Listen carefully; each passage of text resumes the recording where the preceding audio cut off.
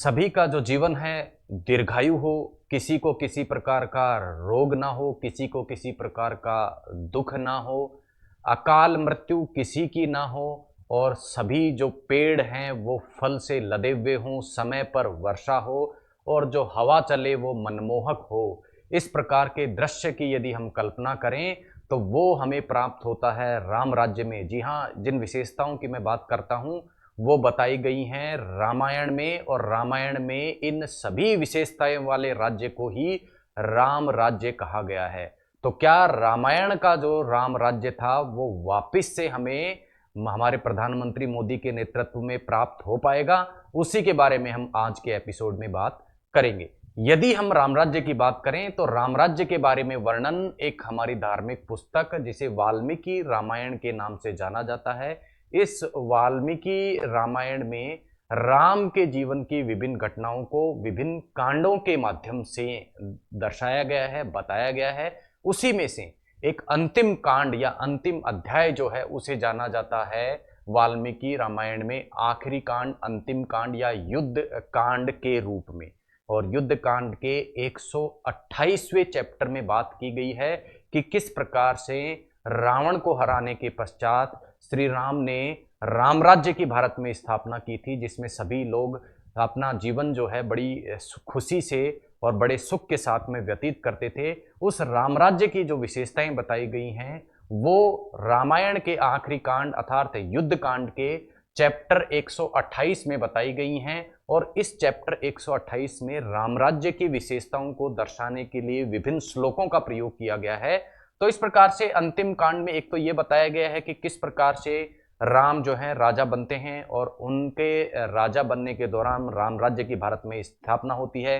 विभीषण वापिस से लंका चले जाते हैं जहां के वे होते हैं। और श्लोक 95 से लेके 106 में ये बताया गया है कि राम राज्य की किस प्रकार की विशेषताएं उस समय देखने को मिलती हैं। तो आइए पहले इन श्लोकों के माध्यम से समझने का प्रयास करते हैं कि राम राज्य की विशेषताएं आखिर क्या थी। राम राज्य की विशेषताओं को दर्शाता हुआ जो सबसे पहला श्लोक है, श्लोक 95 अंतिम अध्याय युद्ध कांड में, उस संस्कृत का यदि आप रूप देखते हैं तो इस प्रकार संस्कृत के रूप में वहां हमें दिखाई देता है। इसके अर्थ की हिंदी अर्थ की यदि हम बात करें तो इसमें यह कहा गया है कि राम ने राजा बनने के बाद में अपनी प्रजा की खुशी के लिए, देवताओं को खुश करने के लिए अश्वमेघ यज्ञ, पुंडरीक यज्ञ और वाजपेयी यज्ञ किए जिससे देवता खुश हुए। इस प्रकार की बात श्लोक नंबर 95 में की गई है। श्लोक 96 की यदि हम बात करें तो श्लोक 96 ये कहता है कि राम का जो राज्य था वो हजारों वर्ष तक रहा था, कोई 2, 4, 5 वर्ष नहीं। जो राम की किंगशिप थी वो लगभग 10,000 वर्षों तक रही थी। और उस दौरान राम ने बहुत सारे घोड़ों की क्या की थी, बहुत सारे यज्ञ और हवन और अनुष्ठान किए थे।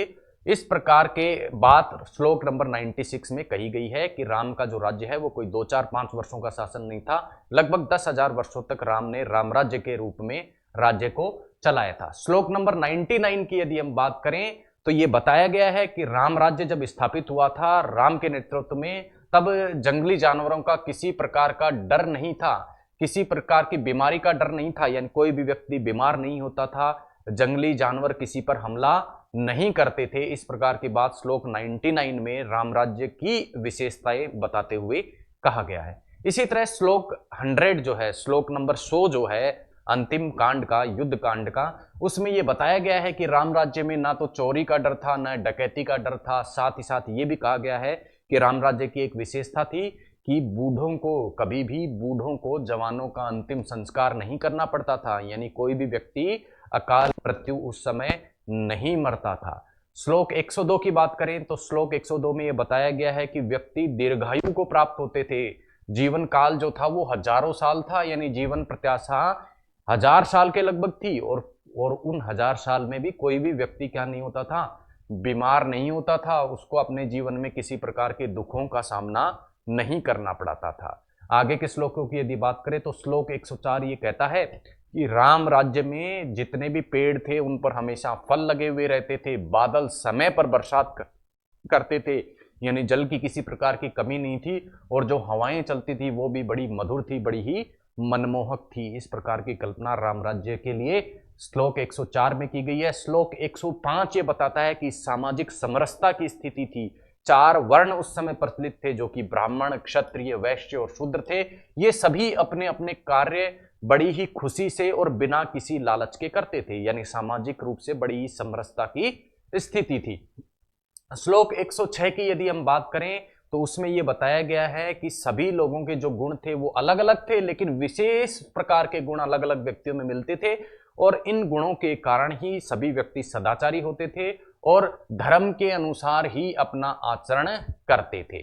इस प्रकार की कुछ बातें रामायण के अंतिम कांड यानी कि युद्ध कांड के 128वें अध्याय में बताई गई हैं। और इस अंतिम कांड के बाद में जो कांड है वो है केवल श्रुति कांड, और उस श्रुति कांड में केवल इतना बताया गया है कि यदि रामायण को कोई व्यक्ति पढ़ता है, इस पवित्र ग्रंथ को कोई व्यक्ति पढ़ता है, तो उससे किस किस प्रकार का लाभ उसको मिलने वाला है। इस प्रकार की बातें वाल्मीकि रामायण में लिखी गई हैं। तो वाल्मीकि रामायण की यदि हम बात करें तो राम राज्य के सारे पॉजिटिव या सकारात्मक पक्षों की ओर ये संकेत देती है, बताती है। लेकिन इसी प्रकार की एक अन्य रामायण भी प्रचलित है, जिसे रामायण का उत्तरकांड कहा जाता है। रामायण के उत्तरकांड में राम राज्य में होने वाली कुछ नेगेटिव नकारात्मक बातों को भी बताया गया है, और वो नकारात्मक बातों में दो घटनाएं प्रमुख रूप से वहां बताई गई हैं। एक तो शंभुक नाम का जो शूद्र था, उसका वध राम के द्वारा करा जाता है, इस प्रकार की बात कही जाती है। और वध केवल इसलिए किया जाता है कि वो भगवान की पूजा करता है, और शूद्र होने के नाते उसको इस प्रकार का अधिकार प्राप्त नहीं था। इसी से नाराज होकर भगवान श्री राम उसे मृत्यु की सजा देते हैं। इस प्रकार की बात उत्तरकांड में कही गई है। रामायण के जो उत्तरकांड वाला संस्कार है उसमें कही गई है। साथ ही साथ सीता, गर्भवती सीता को छोड़ देने की बात भी इस कांड में कही गई है। तो इस प्रकार नकारात्मक बातें भी कुछ इस अंतिम कांड में की गई हैं। तो दो प्रकार की रामायणों की हमने बात की, वाल्मीकि रामायण और एक रामायण का उत्तरकांड, जहां वाल्मीकि रामायण में राम राज्य की पूरी सकारात्मक विशेषताओं का वर्णन किया गया है, तो उत्तरकांड में कुछ नकारात्मक बातों के बारे में भी बताया गया है। अब वर्तमान के परिप्रेक्ष्य में यदि हम देखें तो सवाल क्या है कि क्या हमारे माननीय प्रधानमंत्री के नेतृत्व में जो केंद्र में सरकार है वो क्या राम राज्य की स्थापना वर्तमान समय में कर सकती है। तो राम राज्य की जो परिकल्पना हमने देखी थी विभिन्न श्लोकों के माध्यम से, उसमें हमने देखा था कि राम राज्य में जो है व्यक्ति दीर्घायु होंगे, व्यक्ति क्या होंगे, दीर्घायु होंगे, किसी प्रकार का दुख इन्हें नहीं होगा, सामाजिक समरसता रहेगी, सामाजिक समरसता रहेगी, और लोग प्रसन्नता से अपना जो कार्य है वो सभी वर्ण, सभी समाज के वर्ग प्रसन्नता से अपना काम करेंगे। इस प्रकार की विशेषताएं राम राज्य में बताई गई थी। अब जो प्रश्न है वो ये है कि क्या राम राज्य की स्थापना अब भारत में होगी। तो इस बारे में जो मत हैं, जो विचार हैं, वो बटे हुए हैं। कुछ लोग मोदी को राम का अवतार, भगवान का अवतार मानते हैं और कहते हैं कि कलियुग के बाद में भगवान यदि अवतार लेने वाला है तो वो मोदी के रूप में अवतार ले चुका है, और उनके द्वारा राम राज्य की स्थापना भारत में की जाएगी। न केवल भारत में अपितु कुछ लोग तो कहते हैं कि विश्व में भी इस प्रकार के राम राज्य की स्थापना के लिए ही मोदी का जन्म हुआ है।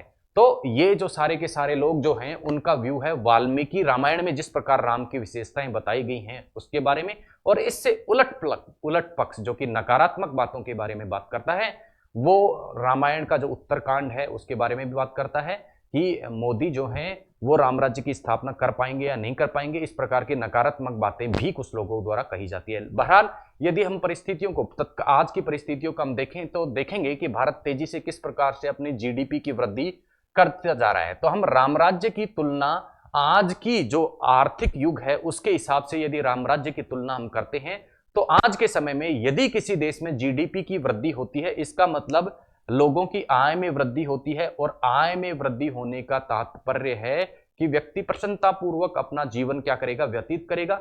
जीडीपी में वृद्धि हो रही है, नेशनल हेल्थ पॉलिसी बन रही है, हेल्थ यानी स्वास्थ्य के क्षेत्र में लगातार जो खर्चा है उसको बढ़ाया जा रहा है। आयुष्मान भारत जो स्कीम है वो लॉन्च की गई है, जिसके द्वारा सभी व्यक्तियों को स्वास्थ्य का अधिकार देने की बात कही गई है। इसी तरीके से न्यू एजुकेशन पॉलिसी के माध्यम से शिक्षा का प्रचार प्रसार करने की बात कही गई है। साथ ही साथ प्रधानमंत्री गति शक्ति अभियान के रूप में हम देखते हैं, या नेशनल मोनेटाइजेशन पाइपलाइन की बात यदि हम करें तो उसके द्वारा आधारिक संरचना या इंफ्रास्ट्रक्चर का विकास करने की बात कही गई है। तो इस प्रकार हम देखते हैं कि किस प्रकार से रोजगार को बढ़ावा दिया जा रहा है, और रोजगार को बढ़ावा देने का तात्पर्य है राम राज्य की विशेषता प्राप्त करना, कि सभी वर्ण समरसता से अपना काम करेंगे। तो चूंकि अवसंरचना के क्षेत्र में काम हो रहा है, नेशनल मोनेटाइजेशन पाइपलाइन की बात हो रही है, इसी प्रकार से अवसंरचना के क्षेत्र में जीडीपी का एक बहुत बड़ा हिस्सा खर्च करने की बात कही जा रही है। प्रधानमंत्री गति शक्ति अभियान लाया जा रहा है, ट्रेन जो है वंदे भारत ट्रेन के रूप में फास्ट स्पीड बुलेट ट्रेन आदि का जाल बिछाया जा रहा है, सड़कों का घनत्व जो है उसको बढ़ाया जा रहा है।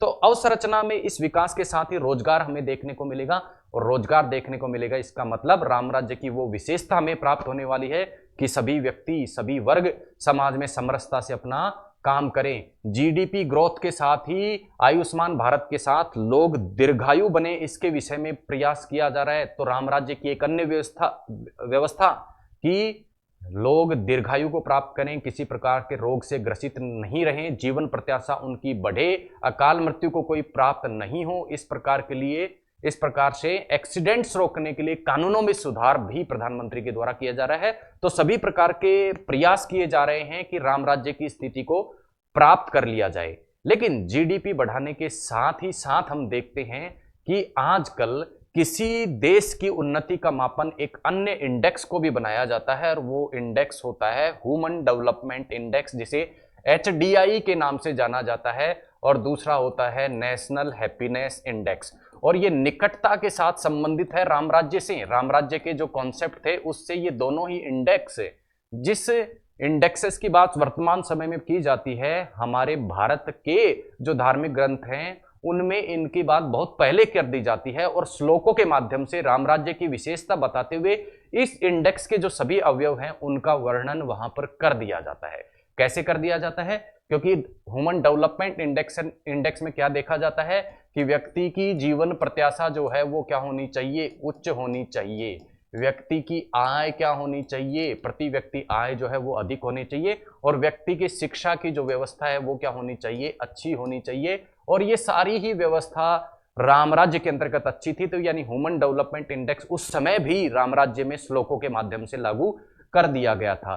तो इस प्रकार से हम देखते हैं कि आज के समय में राम राज्य की परिकल्पना को इन इंडेक्स के माध्यम से दर्शाया जाता है, और इन इंडेक्स में भी भारत तेजी से अपनी व्यवस्था को, अपने जो रैंक है उसको सुधारता हुआ चला जा रहा है।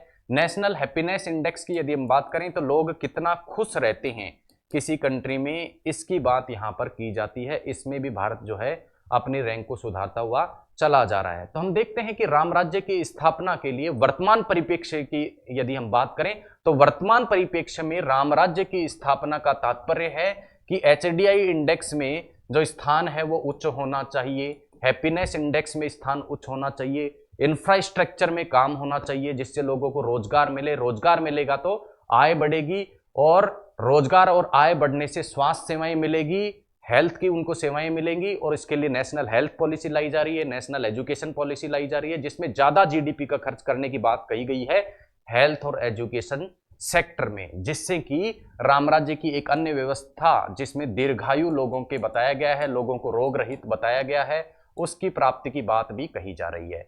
और हैप्पीनेस इंडेक्स यदि हम बात करें तो 22 जनवरी के दिन राम मंदिर का जो उद्घाटन हो रहा है, सभी लोगों के लिए बड़ी खुशी का है दिन है वो, और हैप्पीनेस इंडेक्स से उसको जोड़ा जा सकता है कि लोग कितना खुश रहते हैं। अब खुश रहने का जो तरीका है वो अलग अलग हो सकता है, किसी व्यक्ति को कोई चीज, किसी व्यक्ति को कोई चीज क्या दे सकती है, खुशी दे सकती है। लेकिन औसत खुशी को यदि हम मापें तो राम मंदिर का जो फैसला है ये एक दिवाली मनाने जैसा फैसला है, जिसके द्वारा निश्चित रूप से हैप्पीनेस की यदि हम बात करें, प्रसन्नता की यदि बात करें तो भारत में प्रत्येक व्यक्ति जो है प्रसन्नता का औसत निकाला जाए तो वो इससे निश्चित रूप से बढ़ने वाला है। परंतु कुछ लोगों द्वारा यहां भी इस प्रकार की बात कही जाती है कि राम मंदिर बनाने की जगह स्कूल या कॉलेज बनाया जाता तो अधिक फायदा उसका होता। बहरहाल इस मामले के बहस में जाने की जगह यदि हम इसको तार्किक रूप से हम देखें तो हम देखेंगे कि राम मंदिर बन जाने से राम मंदिर केवल एक कंस्ट्रक्शन के रूप में, एक निर्माण के रूप में हम नहीं देख सकते, क्योंकि राम मंदिर बनाया जाना अपने आप में एक इंफ्रास्ट्रक्चर क्रिएट किया जाना है। और इंफ्रास्ट्रक्चर का मतलब है ऐसे कोई भी कंस्ट्रक्शन, ऐसा कोई भी निर्माण जो रोजगार प्रदान करे, और चूंकि राम मंदिर बन जाने से बहुतायत में रोजगार प्राप्त होने वाले हैं, तो इसे एक कंस्ट्रक्शन की संज्ञा देने की जगह एक इंफ्रास्ट्रक्चर की संज्ञा दी जानी चाहिए। और इंफ्रास्ट्रक्चर यदि बढ़ेगा तो रोजगार बढ़ेगा, रोजगार बढ़ेगा तो जीडीपी यहां बढ़ने वाली है, और जीडीपी बढ़ने से प्रति व्यक्ति आय बढ़ने वाली है। ह्यूमन डेवलपमेंट इंडेक्स में हम ऊपर जाने वाले हैं, तो ये रामराज्य की ओर जाने वाला ही एक कदम माना जाना चाहिए। केवल कंस्ट्रक्शन नहीं, ये एक इंफ्रास्ट्रक्चर का निर्माण यहाँ पर किया जा रहा है। इंफ्रास्ट्रक्चर क्यों? क्योंकि पर्यटक आएंगे, रोजगार बढ़ेगा, जीडीपी बढ़ेगी। तो इस प्रकार की जो रामायण के जो उत्तरकांड है, जिसमें जो नकारात्मक बातें कही गई है राम के बारे में, उसी प्रकार की नकारात्मक बातें जो मोदी के द्वारा जो प्रयास किए जाते हैं उनके संदर्भ में भी यदा कदा कही जाती है। लेकिन नकारात्मक बातों की अपेक्षा सकारात्मक बातों की ओर हमें अधिक देखना चाहिए। और ये सारे के सारे आधुनिक युग में जो सारे के सारे प्रयास किए जा रहे हैं वो रामराज्य की तरफ ही हमें लेकर जाने वाले हैं, ऐसी उम्मीद की जानी चाहिए। तो इस प्रकार से हम कह सकते हैं कि जीडीपी में सुधार के माध्यम से, human development index, happiness index में सुधार के माध्यम से, इंफ्रास्ट्रक्चर के सुधार के माध्यम से हम रामराज्य की ओर बढ़ सकते हैं। आधुनिक परिप्रेक्ष्य में जिसे रामराज्य कहा जाएगा उसकी ओर बढ़ सकते हैं। हालांकि श्लोकों में 1000 वर्ष के जीवन की बात कही गई है, लेकिन वो एक हाइपोथेटिकल बात है। केवल ये दर्शाने के लिए उस बात को कहा गया है कि किस प्रकार से लोग दीर्घ आयु प्राप्त करते थे। तो इस प्रकार के सभी प्रयासों से रामराज्य की तरफ हम बढ़ सकते हैं यदि वर्तमान परिप्रेक्ष्य की बात करें तो आज के एपिसोड में हमने देखा कि किस प्रकार से रामराज्य की परिकल्पना को वर्तमान परिप्रेक्ष्य में देखा जा सकता है, समझा जा सकता है और उस ओर बढ़ा जा सकता है। मिलते हैं ऐसे ही किसी विषय के साथ में अगले एपिसोड में। तब तक के लिए धन्यवाद। जय हिंद।